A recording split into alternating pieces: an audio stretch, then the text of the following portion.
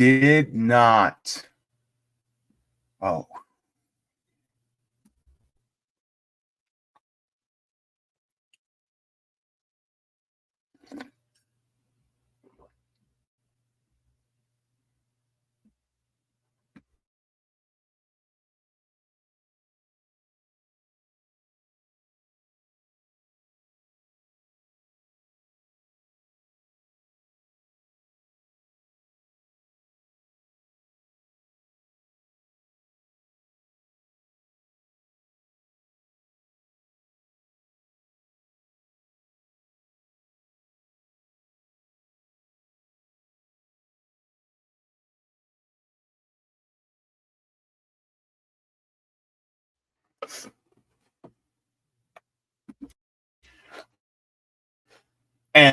And there he is. Welcome to the Jaybefaunt channel. I am your host, James Fauntleroy. So good to see all of you here on this beautiful Tuesday as usual. Today is January 2nd, 2024. This is the first live stream of 2024. Welcome all of you, King.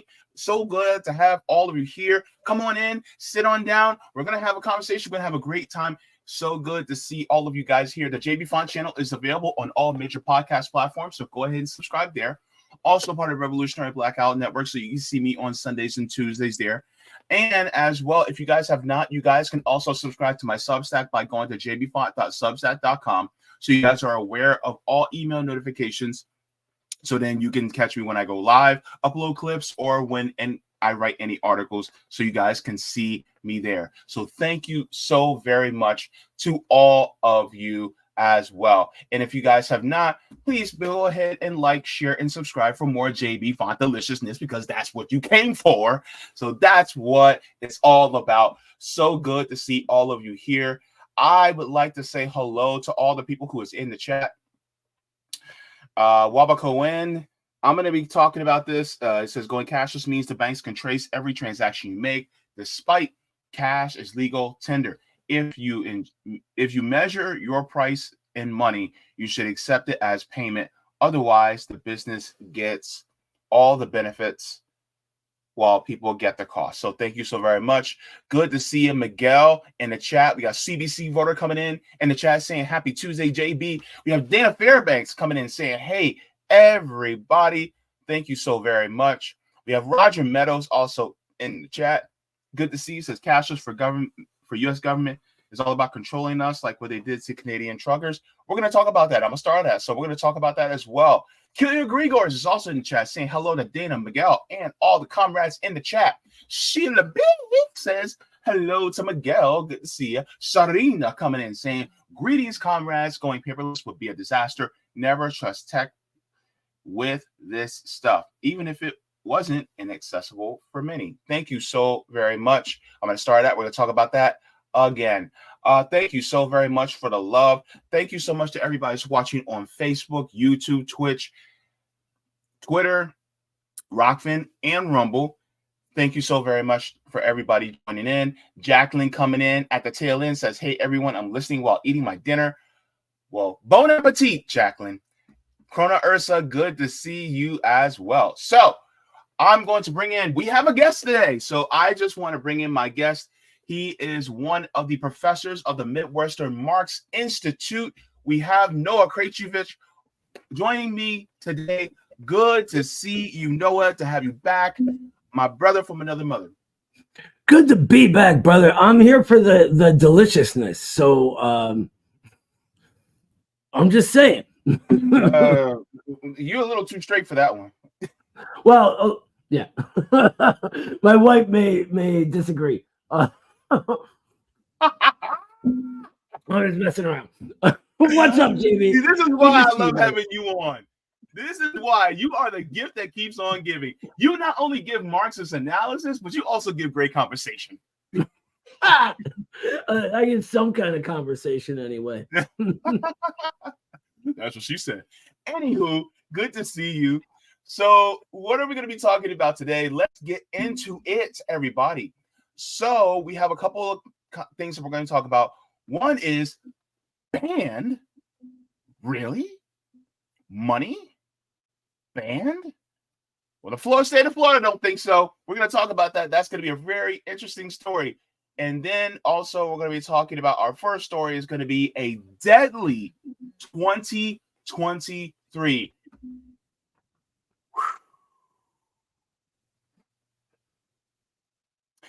When it comes to how the police are viewed in this country, and I know that as a Marxist, the view is that the police is really just a tool used by the bourgeois class, by the owner class, in order to keep the proletariat in line. I know that in other socialist countries, there actually is a very positive relation between police and the proletariat because they actually work for the proletariat, not for the owners of capital, right? Am I in the right zone, Noah?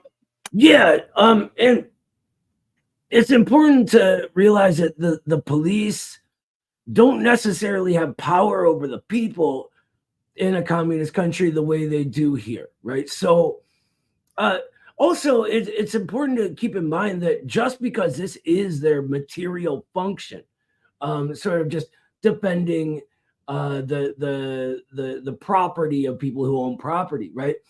That doesn't mean people all view it that way, right? Plenty of my neighbors are like, "Oh, the police actually protect us," and I'm like, "Really? Try calling them," you know?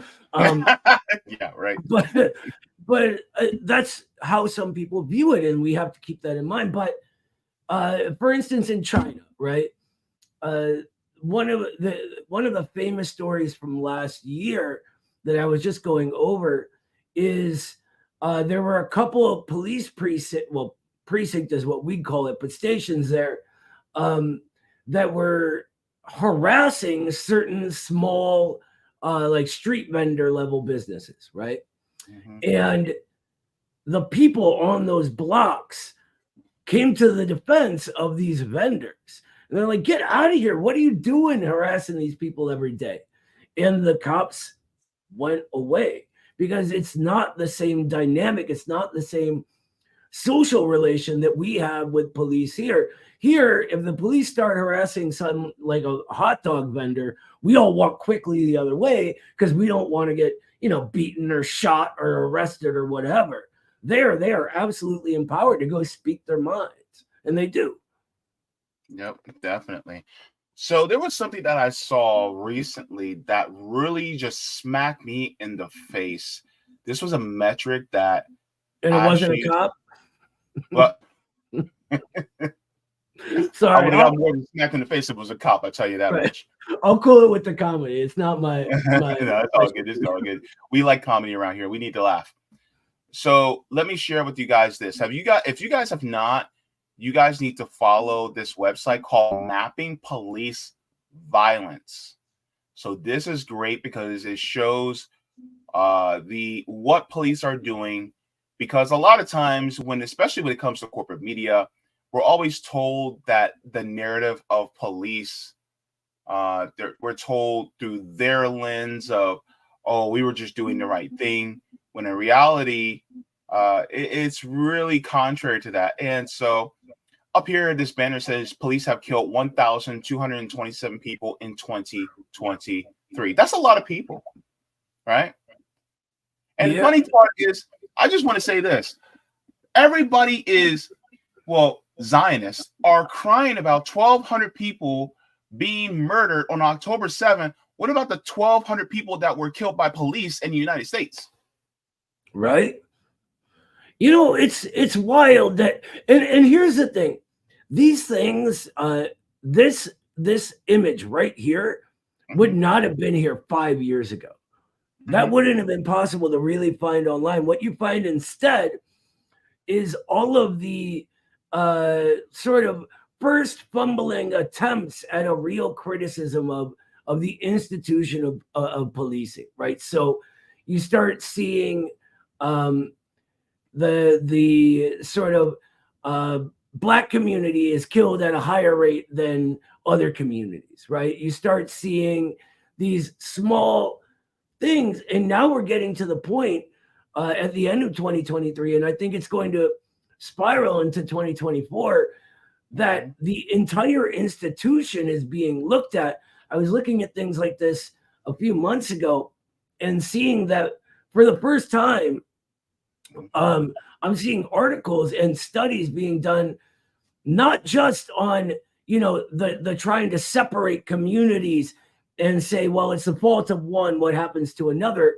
But for example, one study that was talking about not just the disparities in who was killed, but overall who was killed, how many people are killed, and what is their class nature.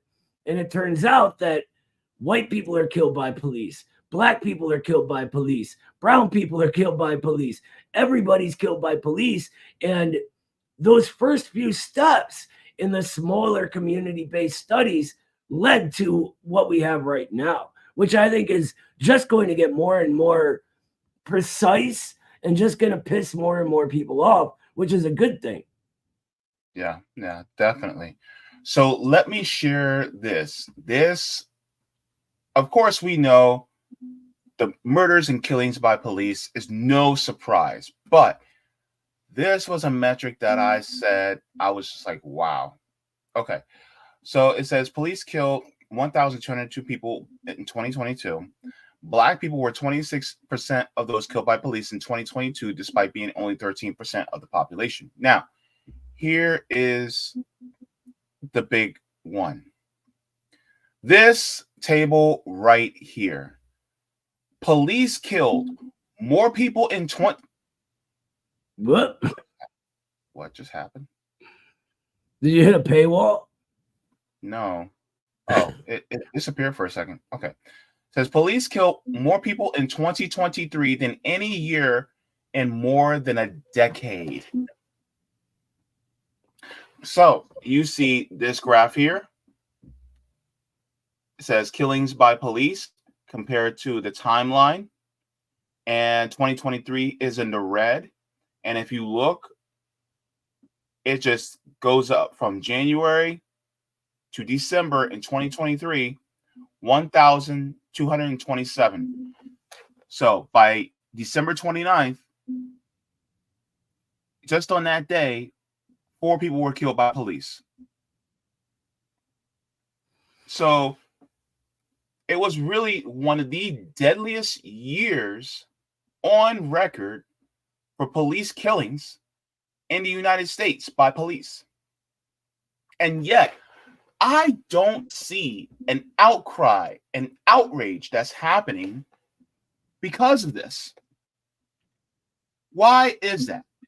And Noah, in your analysis, why is that? Why is it not as being focused on as it should be, in my opinion?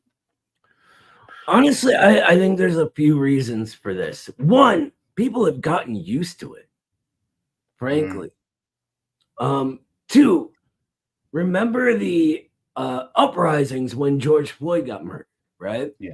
Biggest protest demonstrations in all of American history. What changed? Nothing. Not a thing. They named some streets after him. Big deal, right? That should be an insult. That's a slap in the face, right? Mm-hmm. There's like a mural of him somewhere. What does that do to the over 1,200 people that got murdered last year, right? Mm-hmm. And so people get told, like everything in our society is, if you have a problem with something the ruling class is doing, you protest. That's what you do. But people are finding out protest doesn't work, right? And at the same time, we have a ruling class that knows that it's becoming more and more impossible to continue things on in the old way.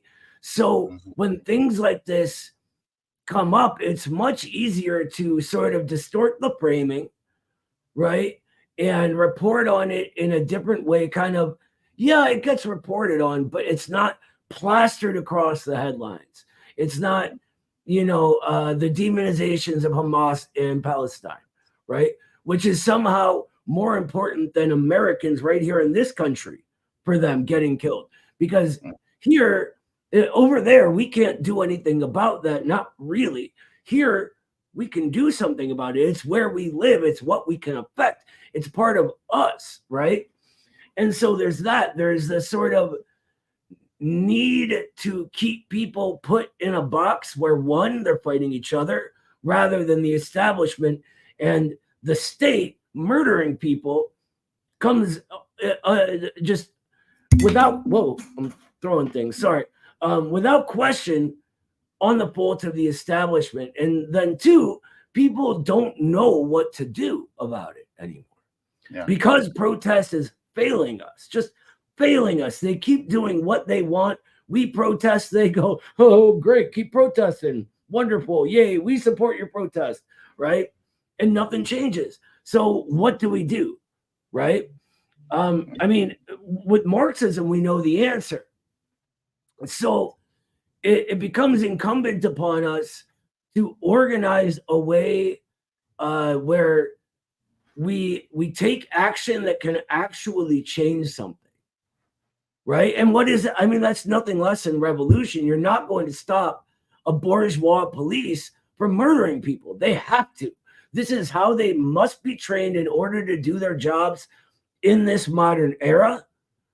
And it has this negative outcome. They know it has this negative outcome. They just don't care because the other functions of these police is more important to them than these, over 1,200 people's lives. Yeah. I think one of the things that, as far as revolution, a lot of times there's this automatic thought that revolution means violence, and it doesn't always mean that. And if you look at the definition of revolution, the Earth goes through a revolution every 365 days.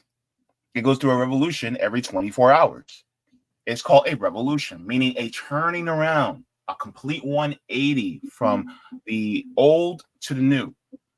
And so if you want to think about it, there have been revolutions that have went from feudalism to capitalism. That was, in a sense, a revolution.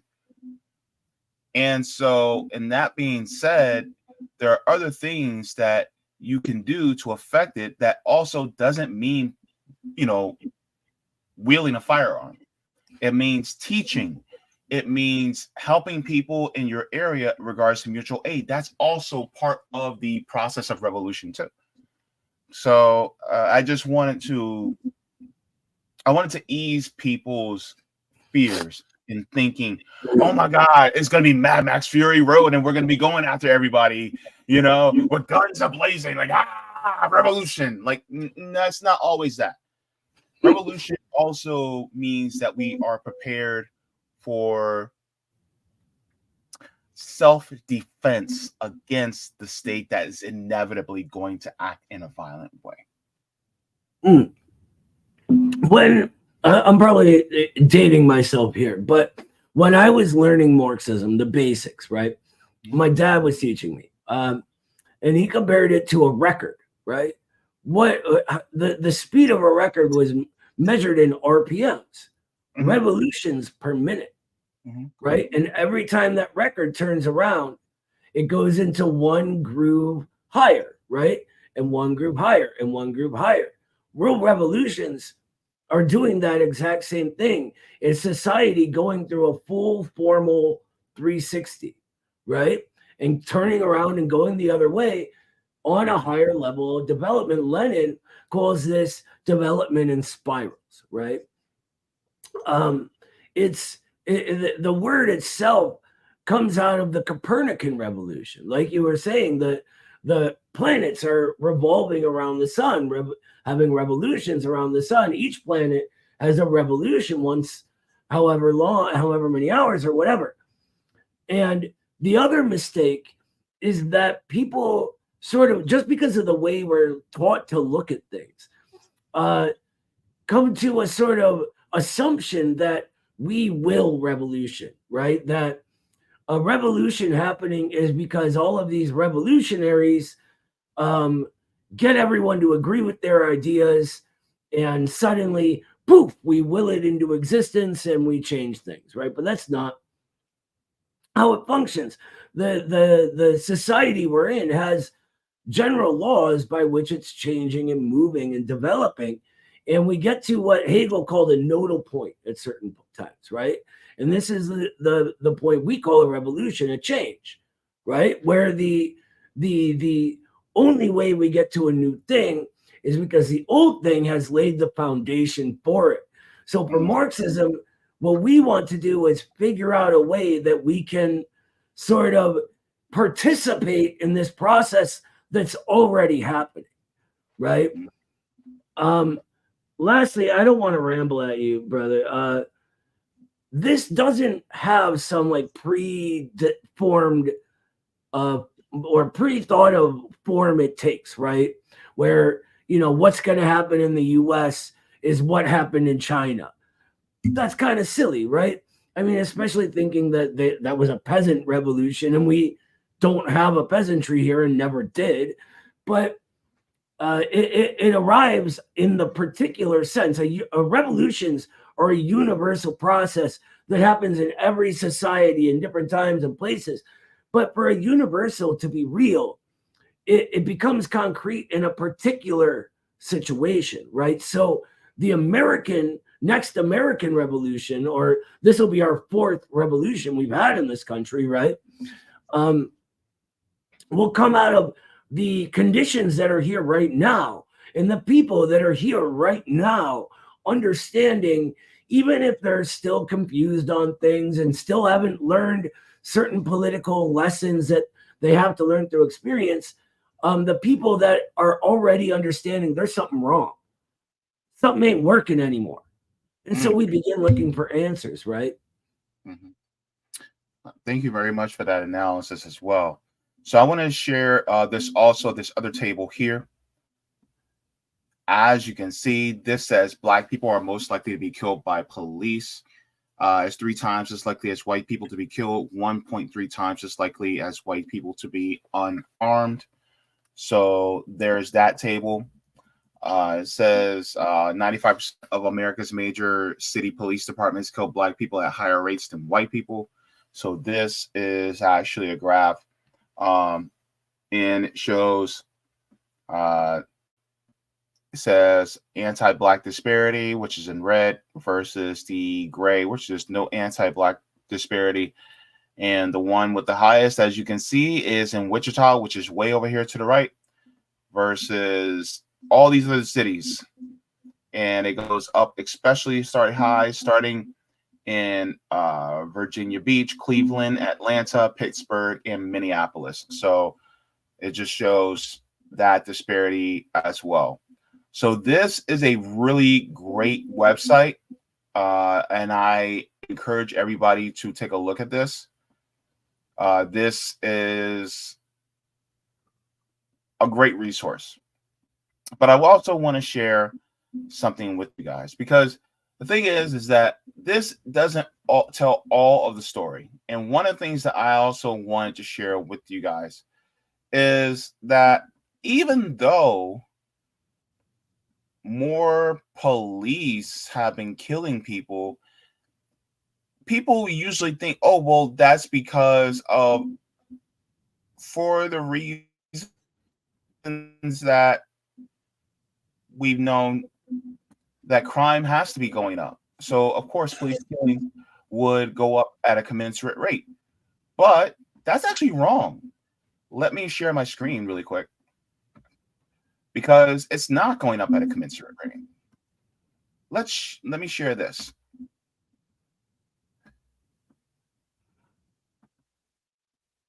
Let's take a look.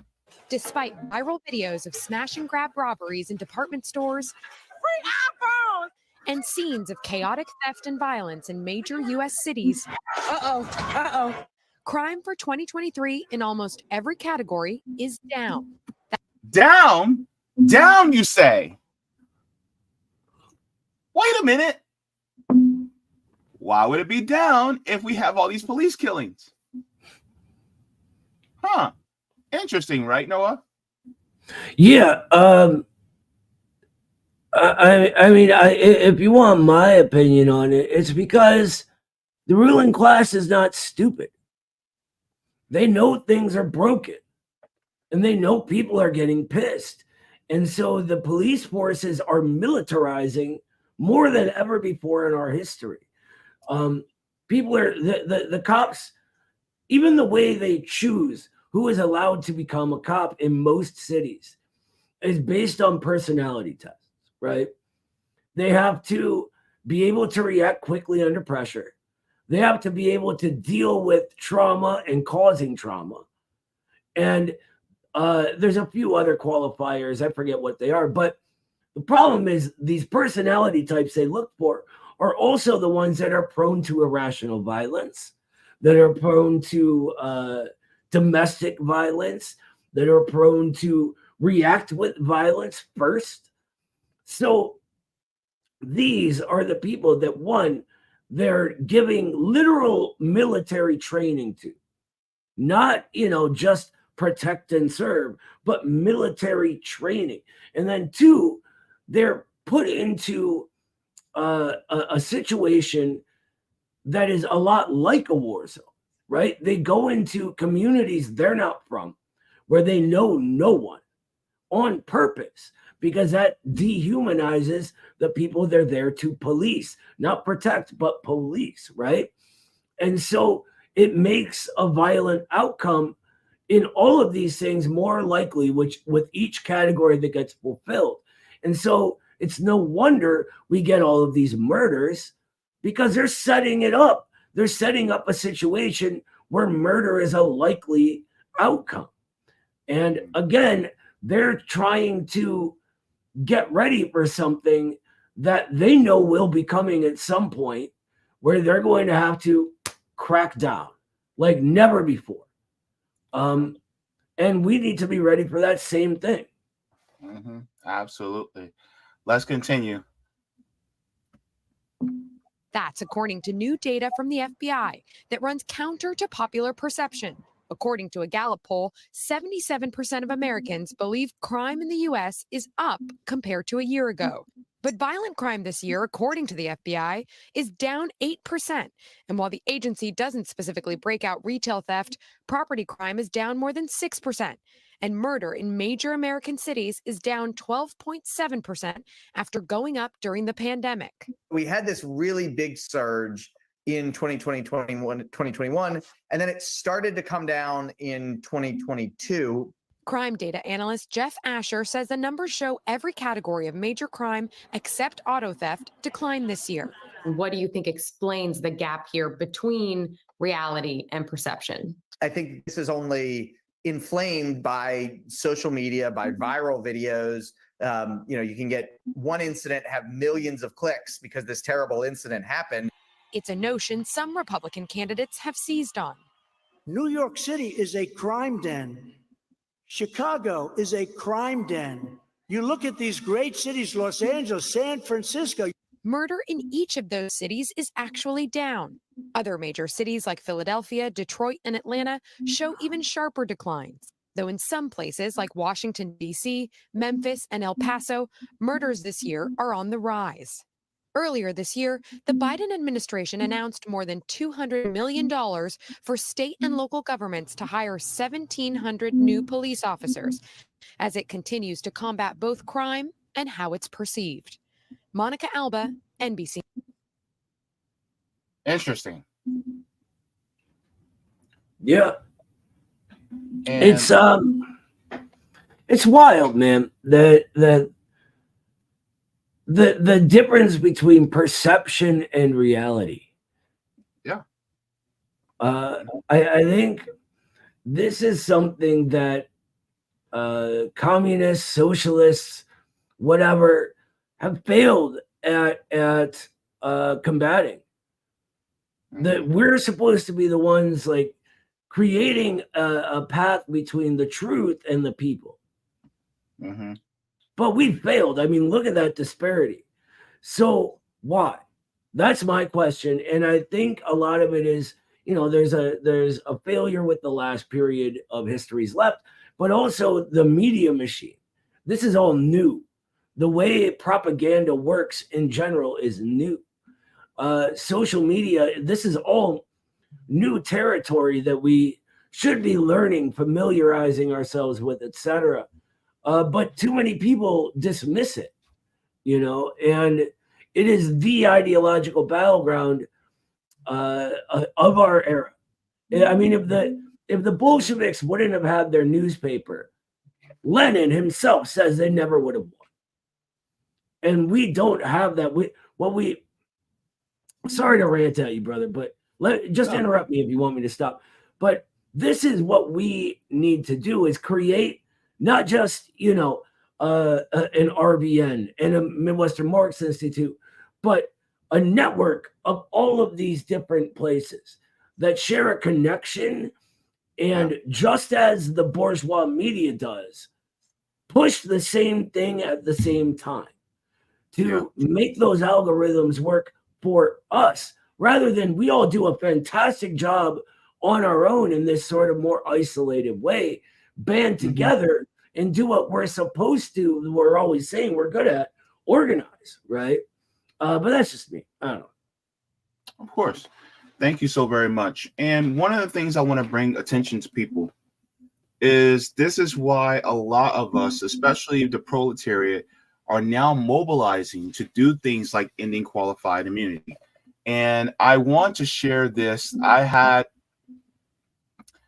a conversation with some activists that were working to end qualified immunity in Ohio, and we'll let Kyle explain what qualified immunity is. Some people who may be new to the channel who may not know exactly what it is, if you can give a purview exactly to what qualified immunity is for the audience so that they can know what it is, so they can follow a little bit more easier. Absolutely. So qualified immunity, it only applies to civil cases when, say, an officer or any government employee violates your rights. Then when you try to sue them through the courts, the civil courts, you have to overcome this thing called qualified immunity, which automatically applies, and you have to prove that it should not apply in that case. And this is something that came about from the what is called the Ku Klux Klan Act back in the late 1800s that allow people to sue individual government employees or people that are acting under the color of law who violate a person's rights. Well, fast forward to the mid-1900s, and the Supreme Court rules, oh, wait, actually, if they were acting in good faith, if they were just enforcing an unconstitutional law, they get this qualified immunity. And then later in the 1980s, they decided, well, qualified immunity applies if the law is not clearly established. And so what this clearly established hurdle means is that there has to be a prior case that is almost exactly like the case that you're trying to bring, in which someone has won that case against the government. And the best example I can use of that is actually here in our Circuit Court of Appeals, encompasses Michigan, Ohio, Kentucky, and Tennessee. In Tennessee, there was a gentleman who was detained by officers. He was sitting down, had his hands up, surrendered, and the officers sicked a police canine on him.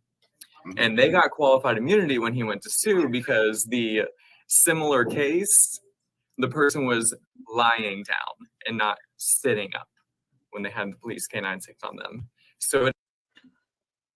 So basically that is qualified immunity. And so the ability to be able to hold police accountable in a civil case, that is something that a lot of people now are trying to get rid of, because if you're going to be violating the rights of people, then at least be attacked civilly in court.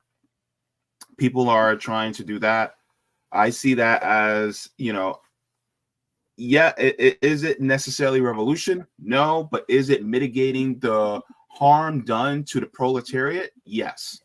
And so there are groups that are doing things like that, like the Ohio Coalition to End Qualified Immunity. They're doing great work. I'm going to try to have them back on again soon. But yeah, so what are your thoughts regarding that, Noah? I think there's always some excuse, right? Where the what I'm assuming happens is this guy who had surrendered gets attacked by a police dog, and then whatever giant medical bills he gets, he's like, well, how am I going to pay these, right? Shouldn't the police do it? They're the ones who caused this. So tries to go get money for that, right? It's not like this guy's abusing the system, raising some frivolous lawsuit. And they come up with an excuse not to do it.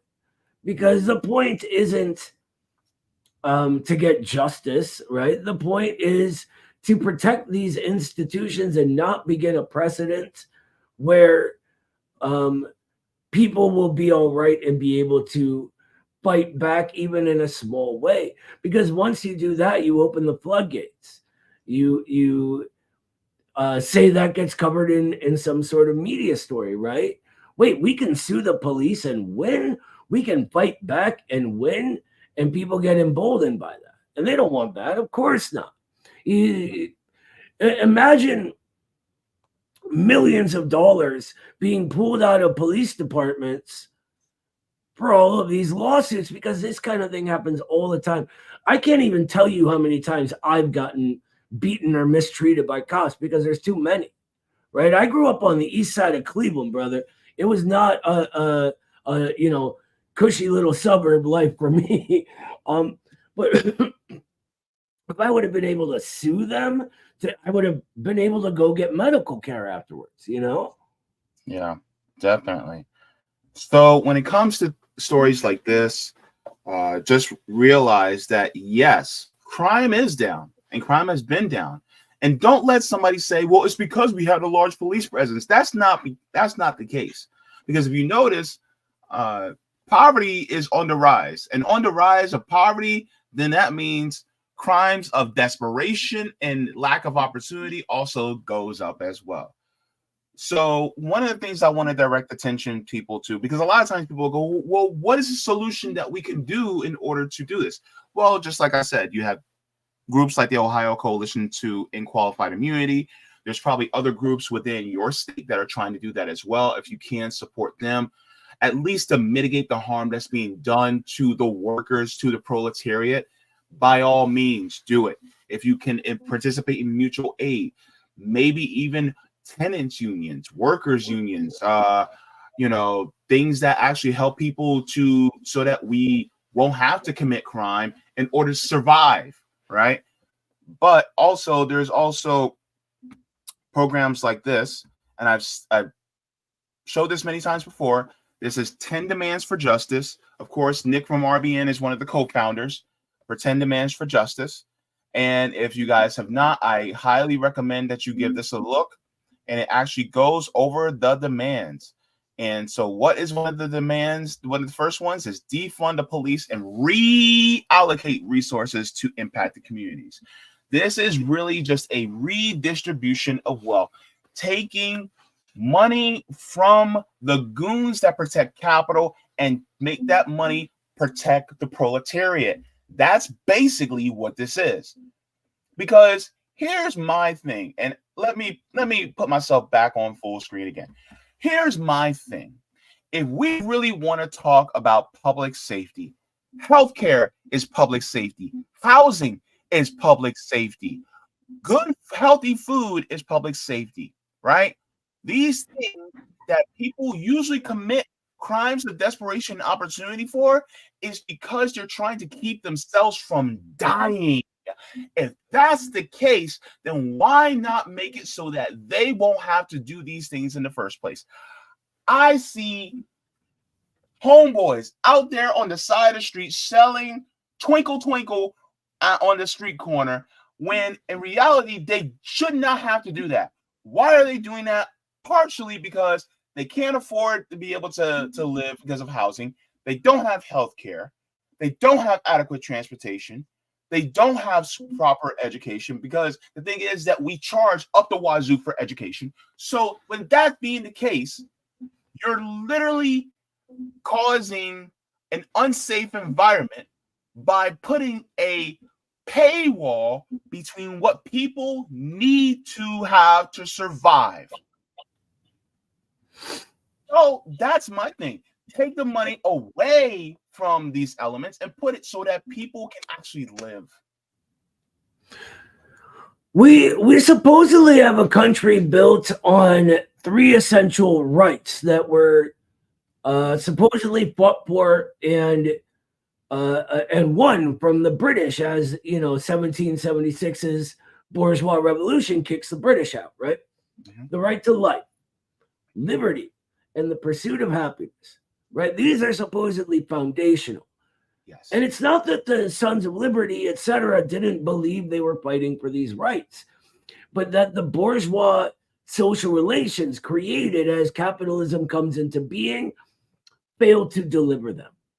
The right to life is now held ransom by giant insurance companies, giant conglomerates like Monsanto that own all the farmland. Did you know that all of California's water is owned by one family?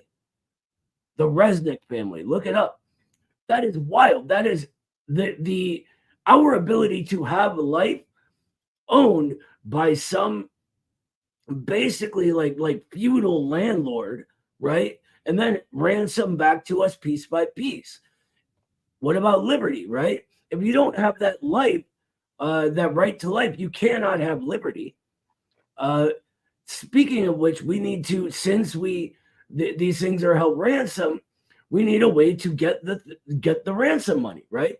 So we must subjugate ourselves to some parasite getting rich off of our work, so they can, sit there lazily doing nothing. And if they want wealth, they don't need to get a job like the rest of us, do they?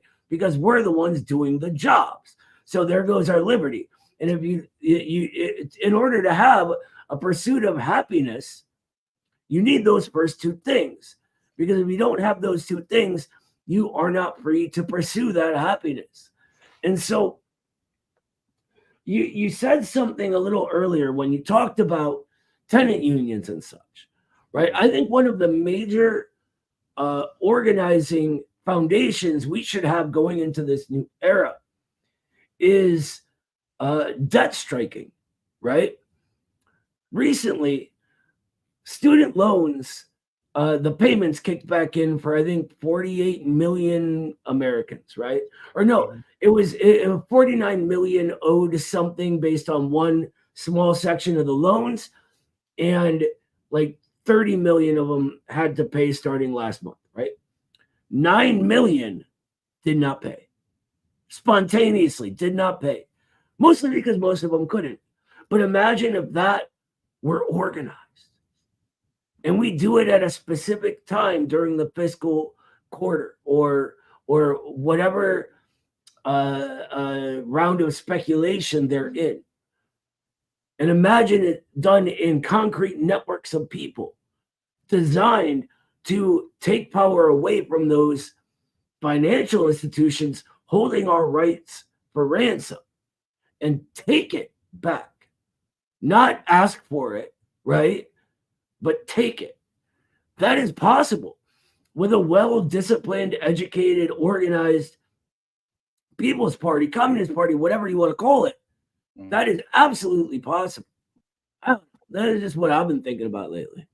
No, absolutely. And I love it.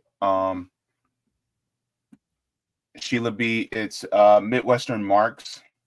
That I'll link it into the chat just to let you know, Sheila. So yes, thank you so very much for that. Because the thing is that there are answers to these solutions. Like defunding the police is an answer towards actually having a revolution of how we look at public safety.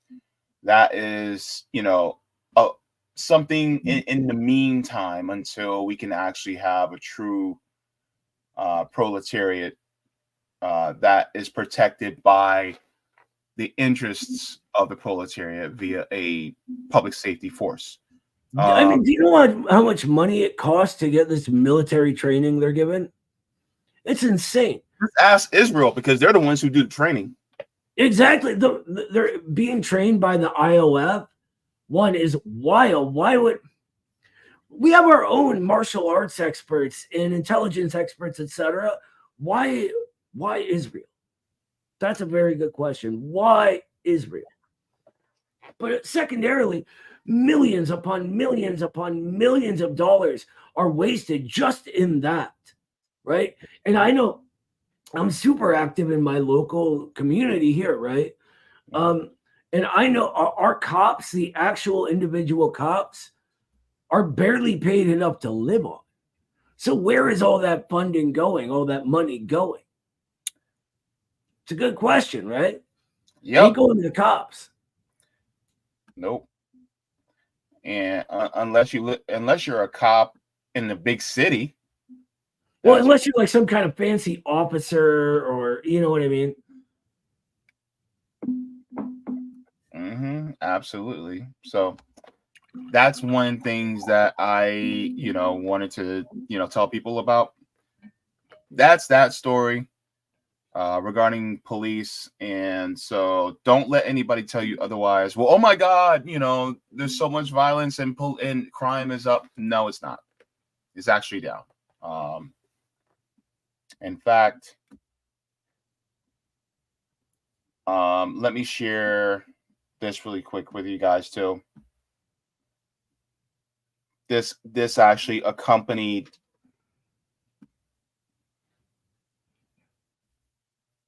where's that? This actually accompanied that clip that I shared with you guys. So it says most people think the US crime rate is rising. They're wrong. Almost 80% of Americans and 92% of Republicans think crime has gone up. It actually fell in 2023. An expert blames familiar culprit for the mistaken impression. So this basically, and this came out a couple weeks back. So just to let you guys know that it's actually down. But then people will try to blame it on, oh my God, it's the Democrat cities. Oh my God, it's the Republican red states. And it's like, no, it's neither. It's not due to that. It's a lot of us are more cognizant. A lot of us, we talk more, via social media. And then on top of it, what's going on right now is we see how police treat us and act with us. So, yeah. Again, perception versus reality. This is one of the problems of these giant conglomerates owning the infrastructure we do our interaction with, right? Who owns Twitter? Who owns Facebook? Who owns the Washington Post, the New York Times, Fox News, even the fake independent ones like the Daily Wire and Breitbart and the Young Turks, right? These are all owned by giant conglomerates. Right, they're all owned by parts of these meetings of the elites and such that plan out exactly how they need to promote certain topics. I mean, I don't want to get into a big thing, but yeah, we need some sort of public infrastructure where an actual view of reality can be had. I was reading this long-term study of propaganda comparing China to the US, right?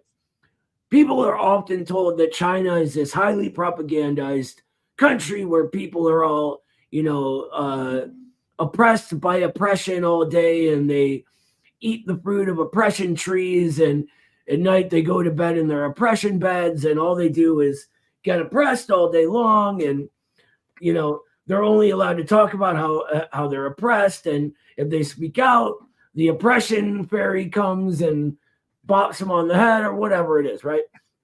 Yeah. This guy, I believe his name, it was something Robinson, I want to say, but he does a study on this, right? And he's looking at the difference between Chinese propaganda and American propaganda. And what he discovers is that the Chinese people have a more accurate view on what reality is and what the real life situation of the world and their country is than Americans by like a 6-to-1 margin. Mm-hmm. Right. And it's for the simple reason that the Chinese people aren't told that the media is some objective thing giving them the truth and fighting for democracy. They know specifically that the media is run by the state and is always going to give a positive spin to the plans and policies of the state. So they can cut through the BS right away. Like, they're not stupid. Yeah. You know? I just thought that was interesting, especially since their internet, they always talk about, you know, the great Chinese firewall. They're not allowed to use Google, which is, we should know by now, run by literal intelligence agencies. But like their internet, the WeChat, which is their sort of platform for civil discourse, etc., its algorithms are public. You can look them up and see how they function in China. We can't do that for any of ours. And you know why? Because every single one of them is gamed. Boy, I can't wait to have another conversation with you about this, because that's a good one. You know what, and this is an aside, I would love to get people like you, Carl Jha, Danny Haifong, Dr. Luna Oy. I would love to get all of y'all in a room. That would be an amazing conversation. And I just want to be a fly on the wall, but let me continue. So, if you guys have not, please make sure to give the stream a like as well. We will be moving on to our next story. This is going to be our primary story. So what we're going to do is I'm going to share this really quick. So what are we also talking about today? Banned. Really? So I'm going to share this article with you guys because I saw this and I was just like, what in the world is going on? So this story was crazy. Let me see. Yes. So if anybody knows that there is a push to make our entire nation cashless, but they're saying not in Florida. Nope, not today. So this is out of the Orlando Sentinel. It says Florida may ban most businesses from going cashless. Proposal has Democratic and Republican support. Just before we get into it, Noah, what's your thought about going cashless? I think it's a product of the full financialization of our entire economy, which has so many negative outcomes. This is central to understanding the situation of the U.S. right now, and it connects to this, right? Is what we at the Institute called reproletarianization, right? That the Federal Reserve and the Treasury and these giant financial institutions all work in concert, right? And basically, it's just a new extraction machine. But it's scary because it like what it does is it gives the ability of the state to completely take everything you own, right? If there's no cash, if it's all just in the ether, in the abstract, the idea of money within your account, it can all be taken, which is fine if there is a government genuinely working in the interests of the people that is proving that every day, and we can show that through support, right? But only 11% of people think that our government is working in our interests. So for them to actually ban cash is only going to be used against us, and I think people are aware of that. Yeah, thank you so much for that analysis. Let's continue. Let's continue in this article. So this says grabbing a latte or bagel or an empanada at Circle House Coffee in Fort Lauderdale requires a credit or debit card or smartphone payment app. Cash isn't accepted. It says the same is true starting yesterday, January 1st, for tickets, a drink, or snack at the Arts Garage Visual and Performing Arts venue in Delray Beach. The county-owned arena in Sunrise, home to the Florida Panthers hockey team and venue for events ranging from Drake concert to the Ringling Brothers Barnum and Bailey Circus, is a cashless building. Even though naming rights are held by Amerant, the largest community bank headquartered in Florida. So let's take a look at this. It says a cashless trend. It says a growing number of businesses of all sizes are going cashless, requiring patrons to use credit or debit cards or smartphone apps to pay for their purchases. It says the trend is an inconvenience for people who prefer to use cash. The big problem for others, including lower income people who don't have access to non-cash payments, and some older people who aren't proficient with app-based payments. So right here, as you can see, it already has an issue in a dividing of people who are part of a lower class. So taking a look at that, it is already giving a disparity. So let's take a look at this.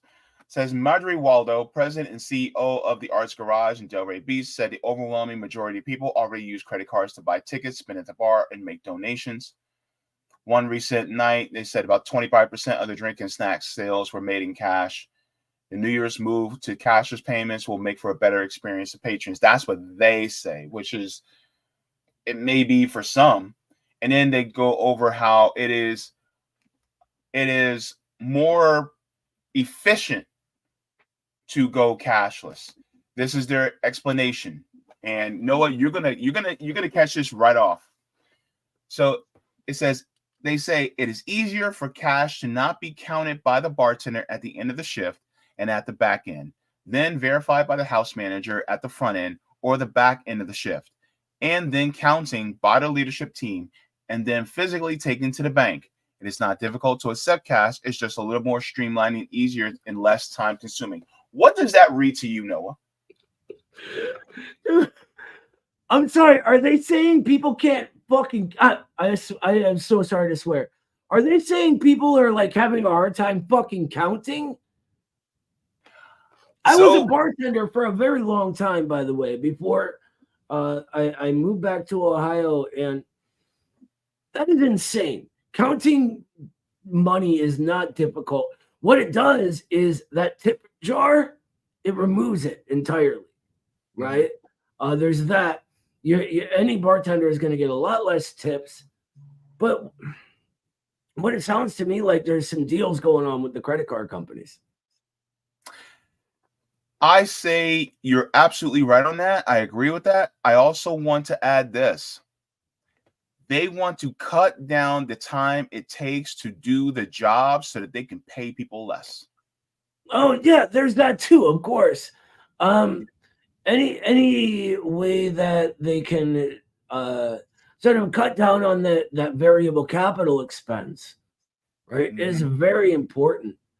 I think I don't know, here's the thing, a bartender or a service worker inside one of these giant things, right? Their pay is not part of what is creating the profits of that thing. Not really. Like, they're not contributing to making the commodities being sold, right? They're not adding value to anything. And their labor, because of, and this is a wild thing to think about, because of the way finances worked and inflated things at such a high rate, Mhm. Their labor is already a huge expense to these people, Mhm. right? A huge expense that they don't have an ability to control through creation of more value. So as things get more expensive and they need to pay people more, and then things get more expensive and they need to pay people more again, right? These bartenders need to be able to live. The people selling nachos need to be able to live, etc. It's inflating that wage, right? Mhm. And this makes us almost parasitic on our own wage, if you think about it, Mhm. right? Which is a weird thing that just a weird quirk of financial capitalism. But anytime, so how do you get rid of that, right? You do exactly what you're talking about. You cut down on their ability to work, right? You automate jobs. You cut down on the hours they can go there, et cetera, et cetera. It sounds a lot like I remember when there was like this new tool and die type of machine that my dad's union was really against, right? Because before that it took like brains to go from one machine to another and figure out where things were intersecting. But once they installed this, literally just pushed one button and covered both of them, right? And it de-skilled that job. And so the ability of that worker to actualize a higher wage got lowered because they didn't need that training anymore. So it's just like this, that couple hours taken out for counting is going to just affect the worker. I'm sorry to ramble at that, but yeah. Mhm. No, yeah, that's basically what I was getting at too. So ultimately, that's what it's about. Whenever capitalists talk about efficiency, it means more money in their pockets for the shareholders. Mm-hmm. So let's go down to left behind. It says Jones says there's significant drawbacks to drawing when businesses decline to accept cash.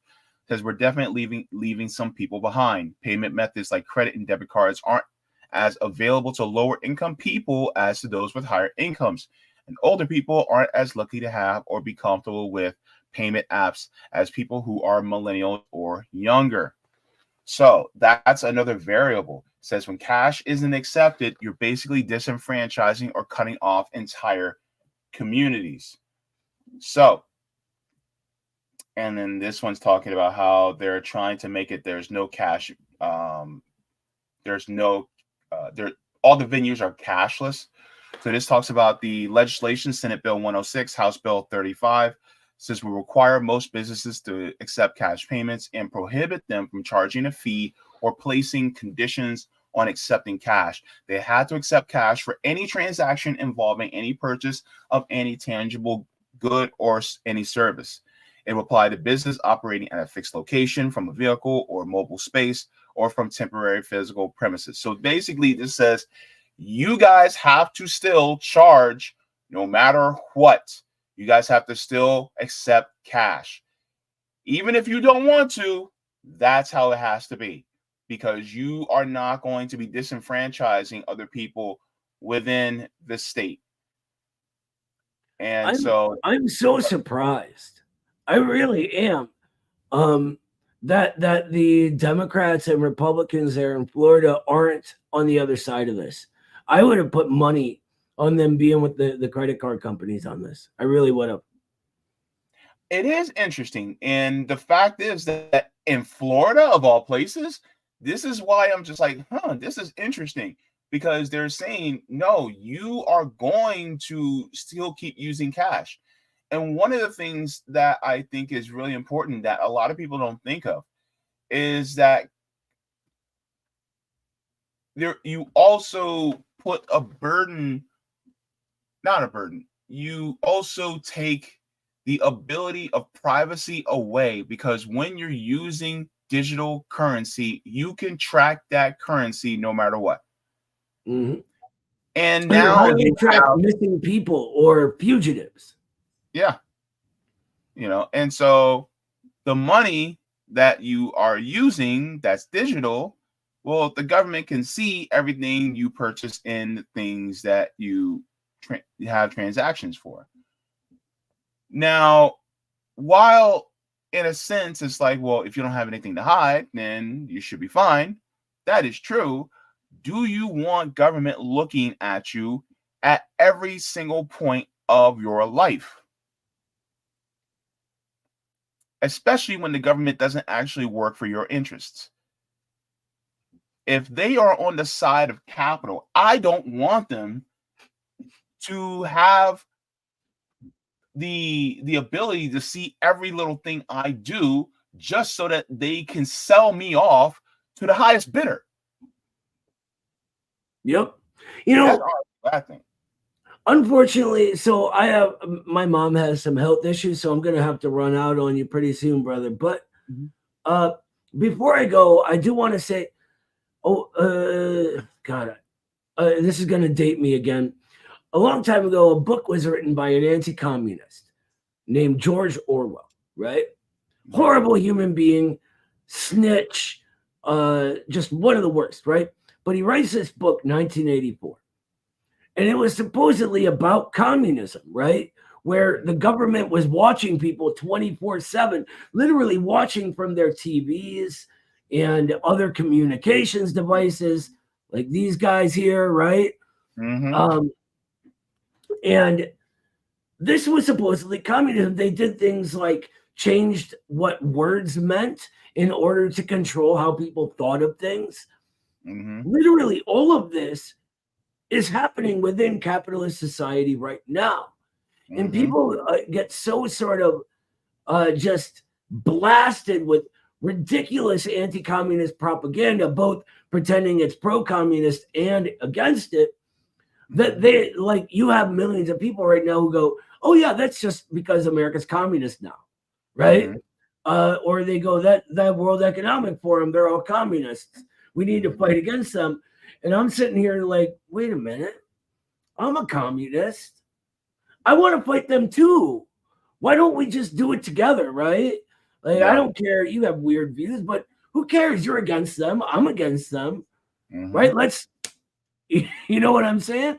Like, I don't care what you call them. Call them pink unicorns. Call them magic sparkle wizards. It doesn't matter. Let's fight them, right? And they're like, yeah okay. But they're communists. And I'm like, oh God. It's just like when people say, oh, Joe Biden's a communist. I'm like, no, he's not. I'm a communist. I don't like that guy. Right. They're like, Joe Biden is a communist to them. And that's the Republicans. And literally the Democrats were calling Trump a communist. Yeah. You can't win with these people. They are? They were, yeah. Don't you remember? No, I don't remember that. I wasn't paying attention. Because he was bought by Putin, and he was Putin's puppet. And supposedly Putin is still a communist too. Everyone in Russia is a communist, in case you weren't aware. Oh gosh. Anyway, brother, on that note, I'm gonna have to run. Gotcha. Thank you so much for having me on. It's always a blast talking to you. We all, everybody at the Institute loves you guys, and the more we do together, the better, as far as I'm concerned. So thank you. Always a pleasure, always an honor. Thank you so much for coming on. And I will make sure that everybody gets the link to your channel also as well. Thank you so very much. Have a great night, brother. All right. Good night. All right. So we're going to be continuing on with this story. And then we will get to some of the comments in the chat. But I want to share this as well. Let's go back into this article. So it says, and what is the reason why cash is declining? It says more and more people are going cashless. It is a trend that reflects increasing sentiment among consumers, especially younger ones. The move away from cash was fueled by the early days of the C-19 pandemic. I have to be very careful with what I say on the tube. When many people didn't want to touch money. So apparently, it wasn't just because of people were sticking it up their nose and using it to the twinkle twinkle sauce. It was also because they didn't want to get sick. So let's continue.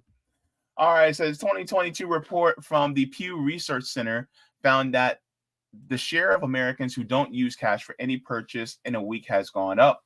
So it talks about how it has went up since 2022. And so the demographics are showing that people who are above a certain household will use less cash versus people on lower incomes will use cash a little bit more.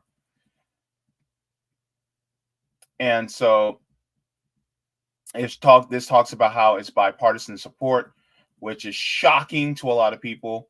And so I am still surprised that Florida is willing to do this, but there's also some issues regarding, you know, a lot of places trying to go cashless more. And I want to talk about that as well. So let's go here. Did you know there's a reverse version of an ATM? Let me share with y'all this. This thing will cooperate. Thank you. Let me share this with you guys really quick too. Reverse ATMs. This is going to be interesting. Things are changing fast in this digital world, so much so that a growing number of businesses will not even accept cash anymore. Yeah, they are starting to set up reverse ATMs. It quickly turns cash into a prepaid debit card to be used on the fly. And Dre Clark explains from New York City. Dre, I've never heard of this. Mitch has never heard of this. What's it about? Yeah, you know, I never heard of it either until I read about it last night. It's relatively new, but it's slowly but surely catching on. You know, cash is really still king, but reverse ATMs are definitely the way of the future as more businesses look for ways to go cashless.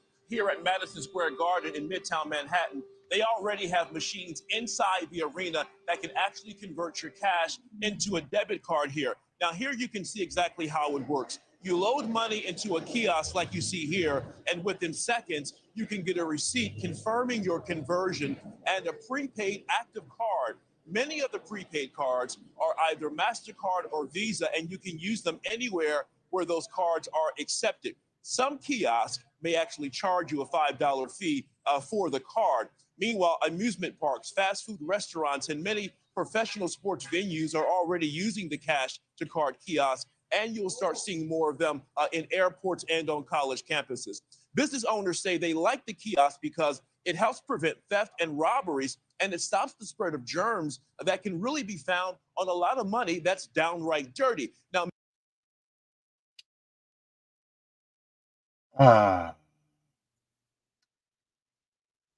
I want to talk about something really quick. When it comes to merchants, using cards actually costs money to the merchant. Now, a lot of times what they'll do is that they'll pass that cost on to the consumer. So then it is not as big of a burden on them. But they still have to pay for it. So you're paying either way. Either you're paying staff to count the money at the end, at the beginning and at the end of the shifts, and or you're paying not venues, but companies like Visa, MasterCard, Discover, American Express. You're paying them as well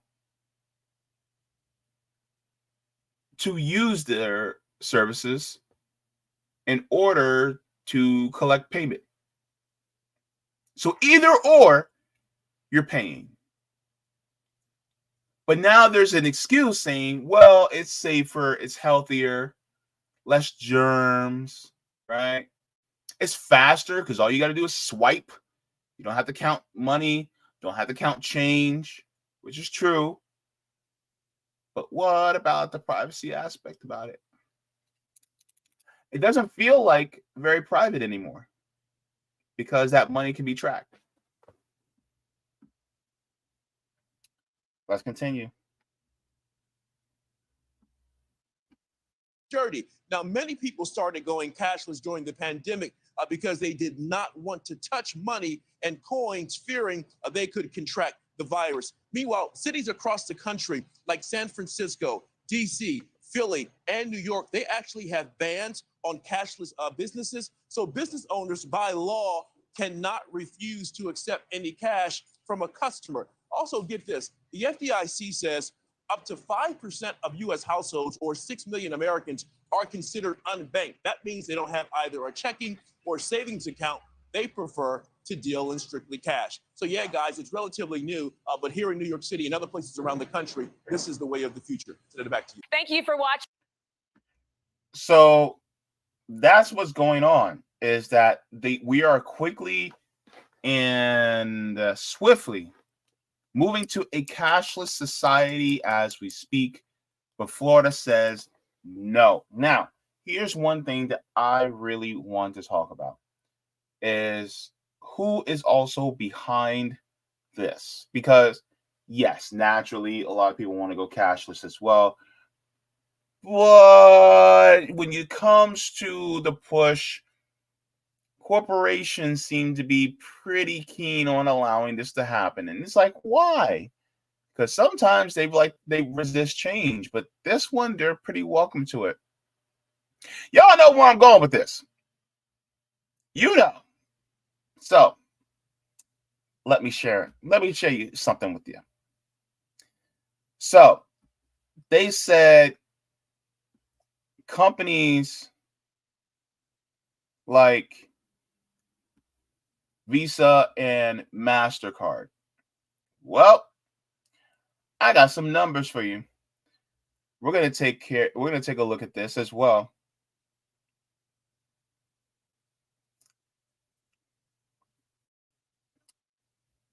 So let me share this. Let me go here too. I have this up too. So let me share this first. So if you guys don't know, credit cards have to charge processing fees, right? So even though we're going cashless, who's making bank? Well, here it says for merchants, it can be almost impossible to run a business without taking credit cards. This also includes debit cards. However, the fees from these transactions can eat into profits, making it hard for some merchants with a small spread to stay afloat. The average credit card processing fee ranges between 1.5% to 3.5%. Just where do all these fees come from, and what can a merchant do to minimize them? So credit card processing fees are the fees that a business must pay every time it accepts credit card payment. There are multiple types of fees associated with each transaction, and fees can vary depending on the type of credit card accepted. So there's interchange fees. It says interchange fees is a payment made directly to the card issuer for the swipe transaction. Fees may vary based on the type of card being used, the amount of the transaction, and the industry the business is in. For example, credit card companies may charge higher interest fees for online purchases since fraud is a bigger problem with these types of transactions. Then you have payment processor fees. Merchant services processor, also called payment processor, can also charge a fee to facilitate the transaction. Merchant fees include monthly fees, pre-transaction fees, equipment fees, late statement fees. This is how a processor makes its money since it gets none of the interchange fees. You have assessment fees, right? So then you go to the major credit card companies. Well, credit card, look at Visa. Visa says their interchange fees is 1.15% plus 5 cents to 2.4% plus 10 cents, right? Then MasterCard is around the same, right? Discover is around the same, a little bit, just starts off a little bit higher.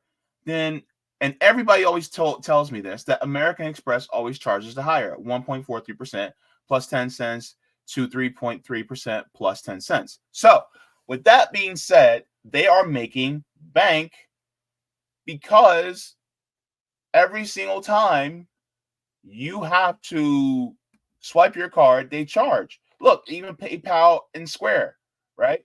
So, with that being said, going cashless is beneficial to these companies. Going cashless will be a boom because less cash means more card transactions. Less cash or no cash means more swipes from their cards, meaning that you are using corporations to pay, meaning there's a digitization of our money. There is a automation of our monetary system that is going on right now, which all goes back to corporations. Now, let you guys about to, what is JB about to ask? You know, who owns Visa and MasterCard? Yeah, that's right. That's right. You got it. You got it. Let's go. Let's take a look. Boom. All right. Visa and corporate. Who are some of the biggest shareholders? Can you guess? Go ahead. Go ahead. Go ahead. Guess. Go ahead. Guess for me. I know you want to. Do it. Do it. Guess. Guess. I know y'all already. Let me look at the chat. Hang on. All right. I'm not gonna wait. I'm not gonna make y'all wait long. But let's get into it. Let's show. All right. So who owns Visa? Top 10 owners of Visa. Oh, what do you know? Who's there at the top with an 8.49% stake? The Vanguard Group. Isn't that right? And look at their little buddy right behind them. Right underneath there, it says BlackRock with a 5% stake. That's a lot of money. That's a lot of money. Vanguard has over $34 billion in stake value. BlackRock has over $20 billion total value of their stake in the company. You see that? Yeah, T. Rowe Price, Fidelity Management, Alliance Bernstein. Look at that. So that's the top 10 owners of Visa. What about MasterCard? Let's go into MasterCard. Let's take a look. People need to see that. Who owns MasterCard? MasterCard, the top 10 owners. Well. Look who's at the top again. The Vanguard Group and BlackRock. Every single time I see them, every single time I see some shenanigans afoot, it's always these two especially. And then who's in the top 10? Oh, JP Morgan. Interesting. Wow. So, whenever you swipe your card, these companies are literally getting a piece of that pie. Every single swipe, every single time you charge your card online, they get it. They get a piece of it. Whether you buy your card, whether you use your card at a restaurant, whether you use your card to order something online delivered to you. Let's say you're buying a present for your boo thing for Valentine's Day and you get them some flowers. Well, guess what? Part of that purchase, Vanguard and BlackRock is actually getting some of that money. So when people talk about going to the cashless society as more efficient, really that money is really going towards the Visas and the MasterCards, aka the Vanguards and BlackRocks of this country. And then on top of that, who also loses out? Because when it comes to privacy, you lose out too. And then there's also the class element of it. because not all of us are able to continuously have access to digital currency. So we have to have cash. Some of us got to go and cash our checks at the check cashing place. That's what we have to do. So look, a block from me, there's an Amscot. You know how many check cashing places around me? A bunch. Especially go to an affluent or a nice neighborhood and tell me how many check cashing places there are. Go ahead, tell me how many. No, none. There are none. None. Why? Because when it comes to people who are affluent, they always typically have a bank account. They don't need check cashing places. We do. Those of us who are lower income and poor, we do. We also need those payday loans.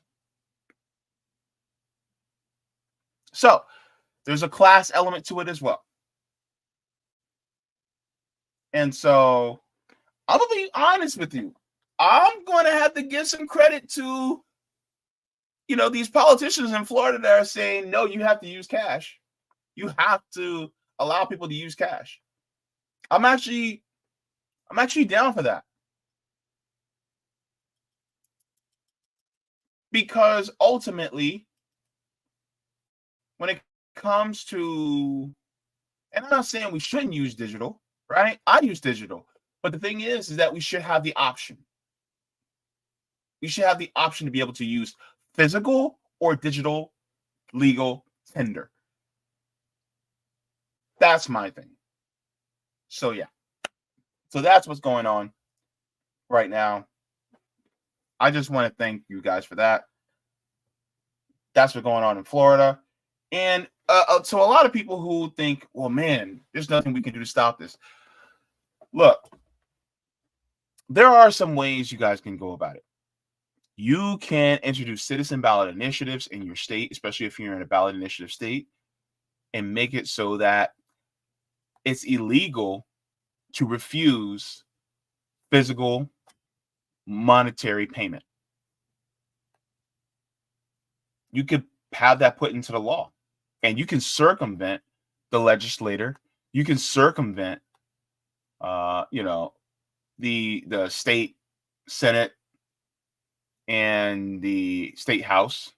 You can circumvent these and have it put into law through a ballot initiative. There are answers to mitigating this until we actually can truly change this country in a more beneficial way for the workers. So just saying, we can look into that too. So, did you like the stream? Go ahead, give the stream a like. Go ahead. I know you want to. All right. Thank you so very much. Now, just as an aside, I would love to give a shout out to all the patrons on Patreon. For without you guys, I would not be able to do this work. I also have something to talk to you guys about right after this too. So stay tuned. But thank you so much to the patrons on Patreon. For without you guys, I would not be able to do this.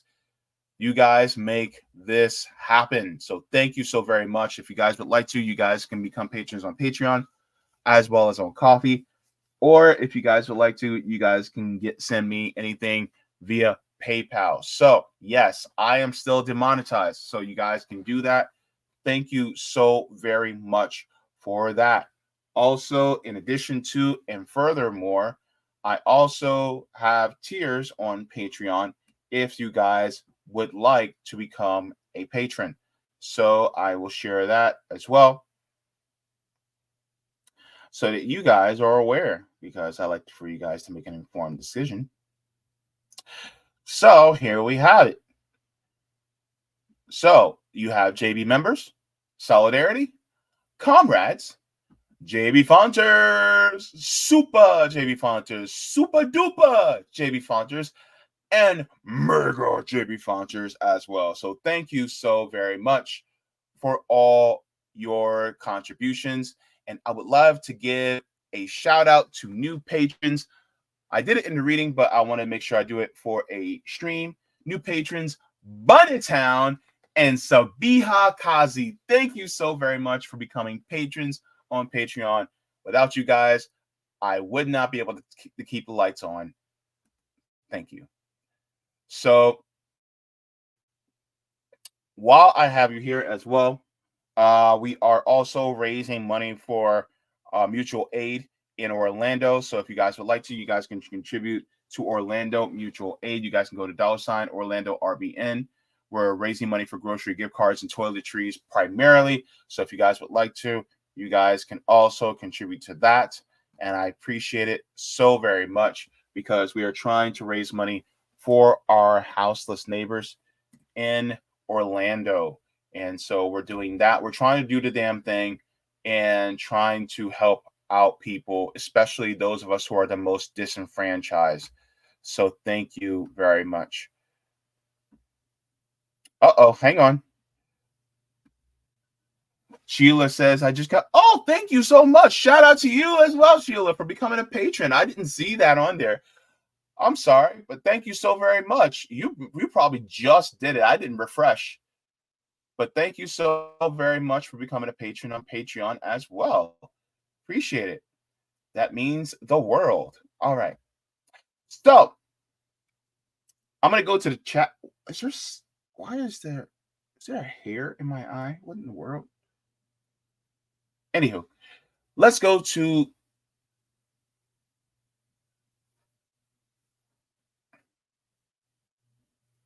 okay. Oh, well, thank you. Thank you very much. Either or. Thank you so much. I'll give you a shout out. But let me go to the chat. And I know this is kind of far back, but I had Noah on and I wanted to be respectful of his time and I didn't want to take too much of his time, but I wanted to talk with him about these subjects and get his thoughts and glean. So give me 1 second.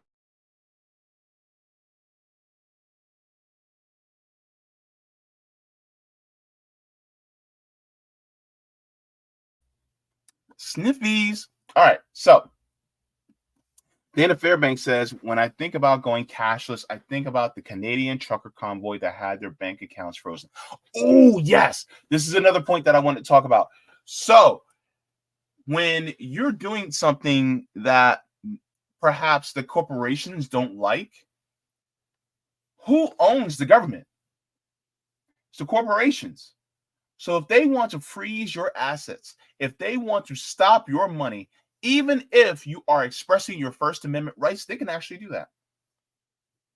Look at what happened to the gray zone, right? When they had a GoFundMe, and then that got frozen.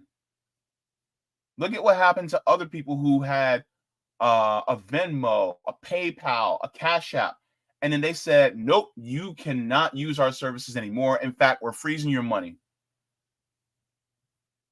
And then that money you can't even use. So then you have no power over your money unless you do what the corporations want. Is that fair? Well, that's what going cashless could also mean if we, take that away. And that's a privacy aspect as well. Because what if you're giving money over for mutual aid? This also controls the ability to do mutual aid too. To stop mutual aid. Right? This is why going cashless, in my opinion, is dangerous. So thank you so much for that, Dana. Always thinking, Dana. Always. I should give you that nickname. Thinking Dana. Because you always got me thinking. Roger Miller says cashless for U.S. government is all about controlling us, like what they did with the Canadian truckers.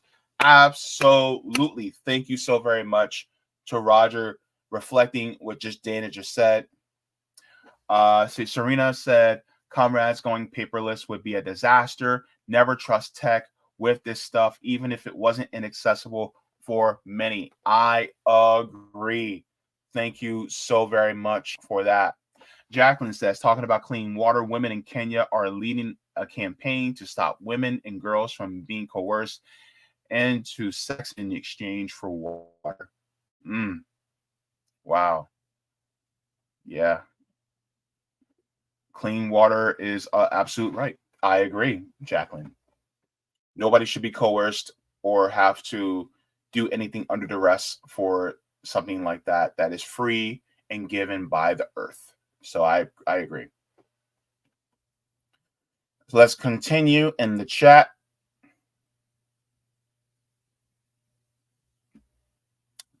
Ooh, Jacqueline says, I suppose it's good for advertising as well because advertisers know what we're spending money on. Yep, they could see that, then they'll be like, oh, well, let's just put this in front of their face. Yep.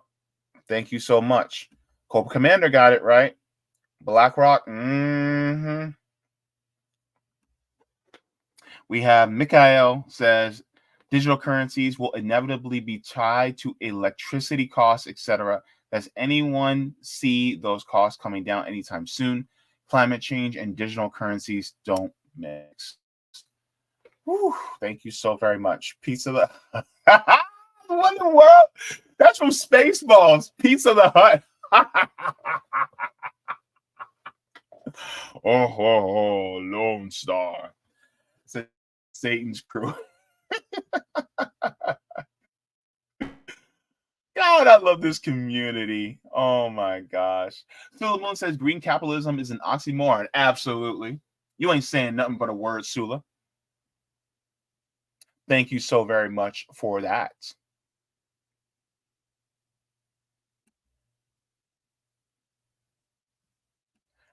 Serena says crypto, from what I heard, is extremely bad for the environment. Yeah, they use a lot of electricity as well. So that's one thing that, we shouldn't have to create something like that anyway. The capitalist system is a problem for the most part. So I'll just leave it there. Let me see. Dun dun dun dun dun, go Power Rangers. Chris says we have to abandon the climate change lie altogether. Climate change is actually real. It's not a lie. Scientists have been saying it for quite some time. In fact, the fossil fuel companies knew that it was inevitably going to happen. So I don't think it's a lie. The thing that I think we need to do is to change our system from a capitalist system that constantly consumes and consumes and consumes to one that is a lot more sustainable, that is people and environmental focused, without using this system to continuously make profit and continuously perpetuate infinite growth on a planet with finite resources. And it leads to an ultra consumerist society when in reality, we don't need to consume the way we are. There is no scarcity really on this planet. We need to get rid of that scarcity mindset, because ultimately we can have plenty for everybody. It's just most of the resources are concentrated at the top and none of it is actually given to the people who need it the most. So climate change is real, and it's being perpetuated by a system that keeps all the money at the top. So basically.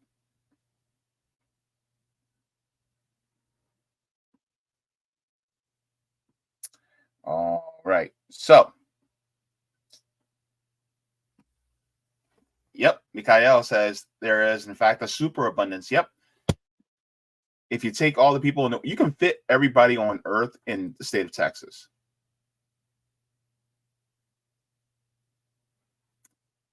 Number one, that's how big Texas is. But number two, Texas, when compared to the rest of the world, by the way, you can fit almost every major large country by area just in Africa alone. It's true. That being said, there's a lot of world out there. So there is a lot of resources. It's just not being distributed properly. But let me share something with you as well, because I wanted to talk about something.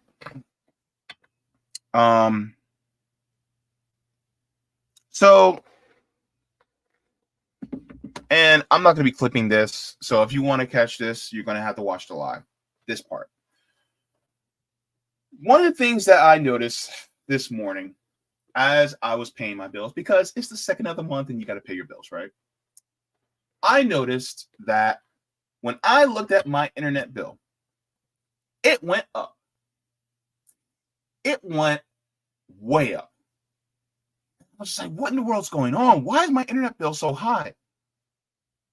Come to find out, a lot of these companies, the internet service providers, ISPs, what they'll do is that they'll put you in a promotion when you first get on.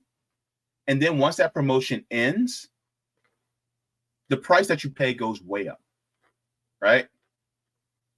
I forgot that my promotion was ending. And so when I looked at my bill, it was way higher than what it usually is. And I was like, what am I to do? And here's one of the issues, especially when it comes to internet service providers. In my particular area, there's only a couple of providers that you can use. One is AT&T. The other one is Spectrum. I can't go to Comcast because I'm not in the service area. I can't go to what other ISP is out there because I'm not in the service area, which means that they have a monopoly on the areas that you live in, similar to electric utilities, right? Similar to, like, in my area, you could only use Orlando Utilities. I can't use Florida Power and Light, and I can't use Duke Energy, right? But if I move to another area, I may only be able to use Duke Energy. I can't use Florida Power and Light or Orlando Utilities. I can't, right? So with that being said, it's the same thing when it comes to your internet service providers and cable providers. You're stuck in the area that you live. You can only use certain people. With that being said,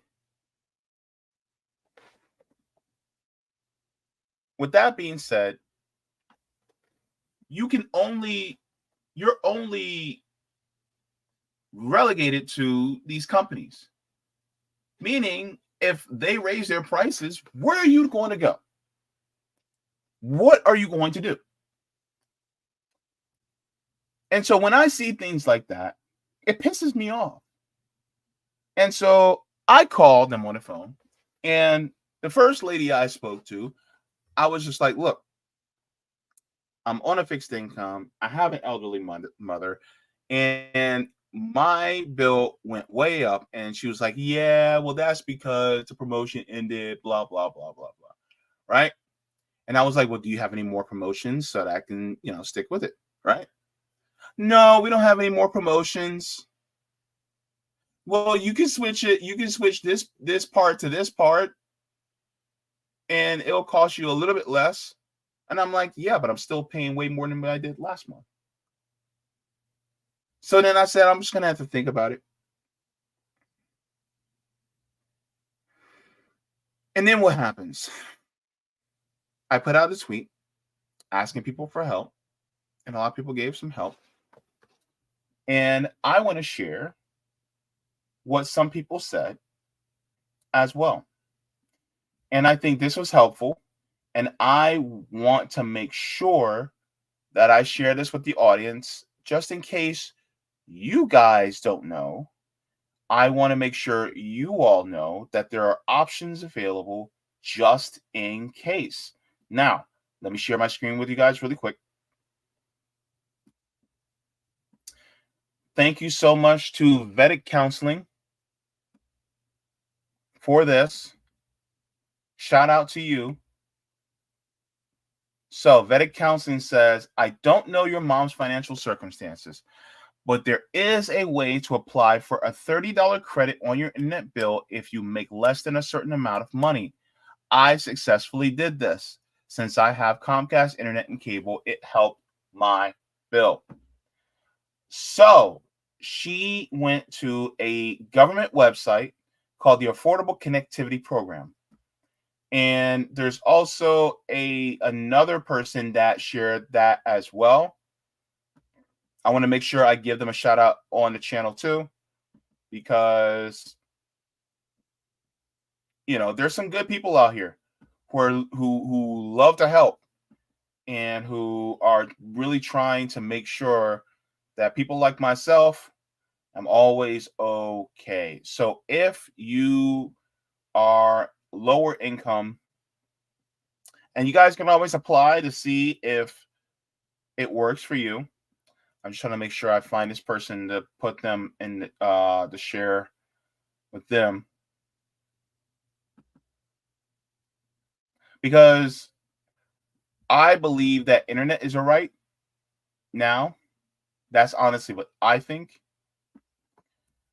Some people back in the day used to think internet was. Some people used to think that internet was a luxury. It is no longer a luxury. It is a necessity, in my opinion. It has been that way for a long time. I can't find it now. I'm sorry. But let me share my screen and let me share this website, because y'all need to see this. So this is by the FCC. So if you guys just go to fcc.gov/ACP, then you guys can get to this. Affordable Connectivity Program. It says Affordable Connectivity Program is an FCC benefit program that helps ensure households can afford the broadband they need for work, school, healthcare, and more. The benefit provides a discount up to $30 per month toward internet service in eligible households, and up to $75 per month for households on qualifying tribal lands. Eligible households can also receive a one-time discount of up to $100 to purchase a laptop, desktop computer, or tablet from participating providers if they contribute more than $10 and less than $50 towards the purchase price. The Affordable Connectivity Program is limited to one monthly service discount and one device discount per household. So it talks about who is eligible.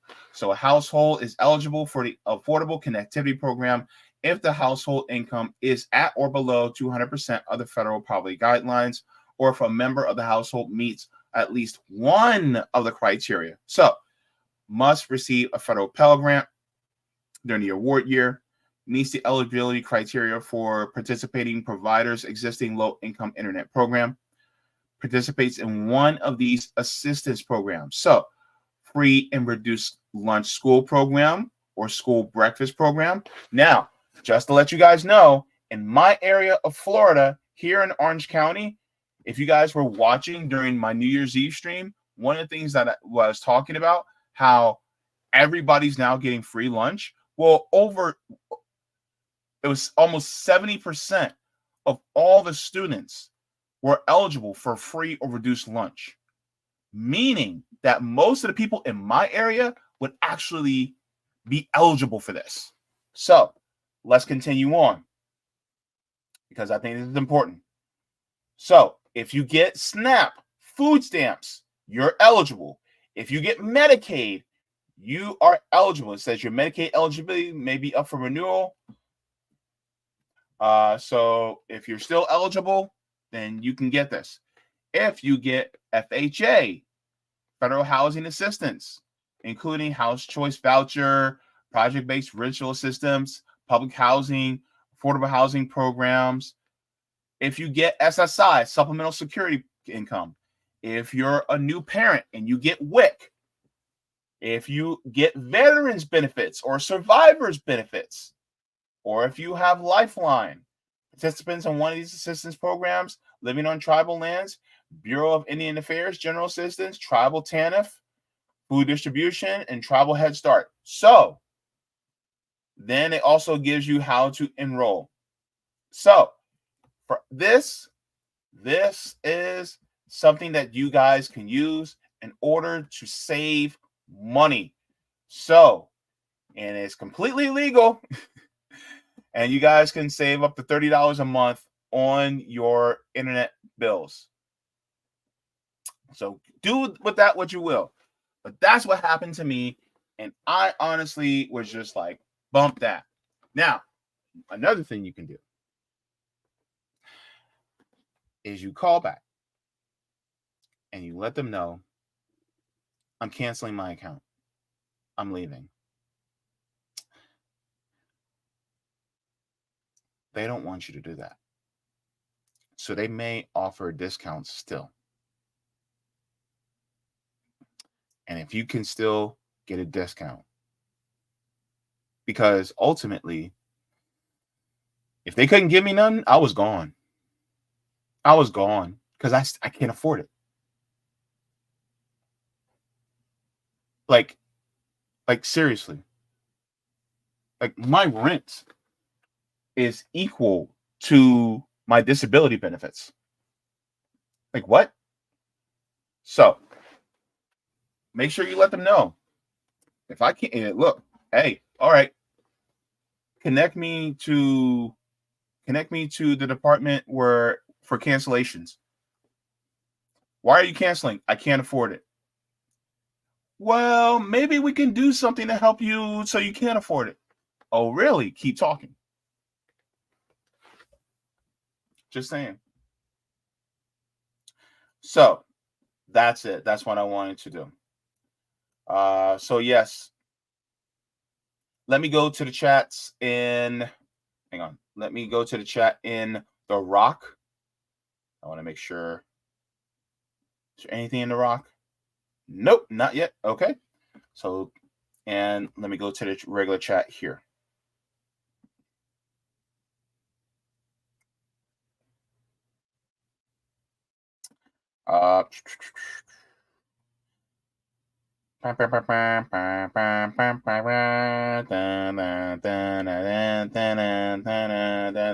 Roger Meadows says, James, Alaska is 2.5 times larger than Texas.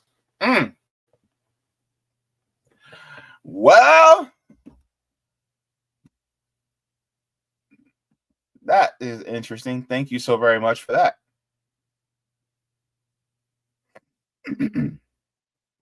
Jacqueline says, is it my imagination or your list of Patreon supporters growing? Yeah. I'm grateful because people actually want to support me. Me? So yeah, I'm very grateful. But thank you so very much. Let's see.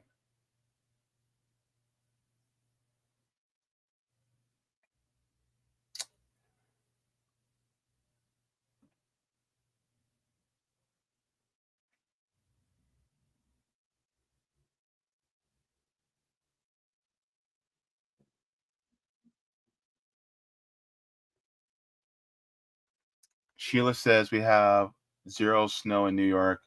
Where am I this year? Hello. We used to have it at least 3 feet by now.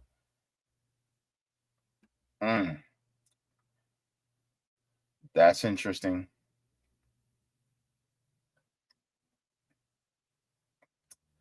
Jeez Louise. Roger Meadows says, time for an Orlando ballot measure for municipalized broadband infrastructure with universal access competitive with top 5 countries in the world. Roger, this is what I've been trying to say, but you said it better than me. Absolutely. I want, what is it called? The Tennessee Valley. Hang on. I'm going to make sure I get it right.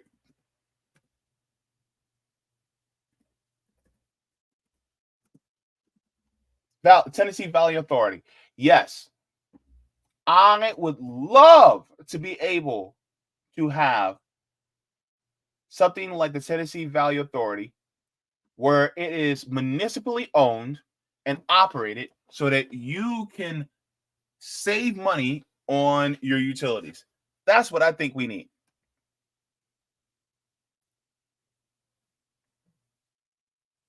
So, yes. Oh, thank you, Pizza the Hut. That's why everybody loves you, because you made out of pizza. Thank you. All right, so I'm gonna head out because well, JB is hungry. I got some trail mix with my name on it. I think I'm gonna hit that, and I think I'm gonna get myself an apple. These apples have been slapping lately, man, and they're the kind where they're kind of sweet but kind of tart. Oh, I love them. Oh, and then also I have a Granny Smith apple left too. I think I may end up getting that, but it's gonna be good. Anyway, so thank you so very much to all of you. Oh, I'm gonna close out with this video because this video was fire. And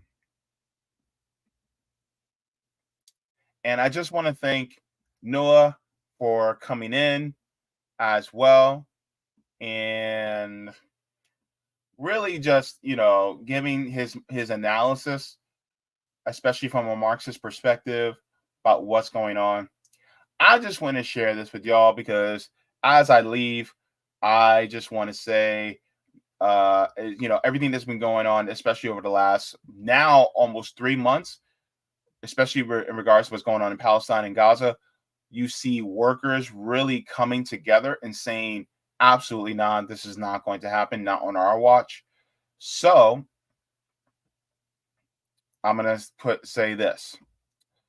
Water your plants, water yourselves, leave the world better than you found it. Smoke them if you got them, drink them if you found them.